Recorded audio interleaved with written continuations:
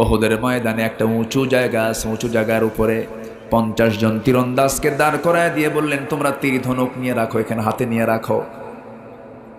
তোমাদের যুদ্ধ করা লাগবে না, শুধু এই চিকন একটা গলিপথ আছে,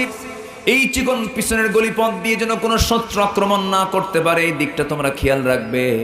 আর আমার পরবর্তী নির্দেশনা না আসা পর্যন্ত তোমরা এই জায়গায় থেকে যাবেন, খবরদার তোমরা জায়গা ছাড়বা না। যুদ্ধ শুরু হয়ে গেছে, মুসলমানদের বিজয় নিশ্চিত হয়ে গেছে, যুদ্ধ শেষ হয়ে গেছে মনে করে ওই 50 জন তীরন্দাজ ওই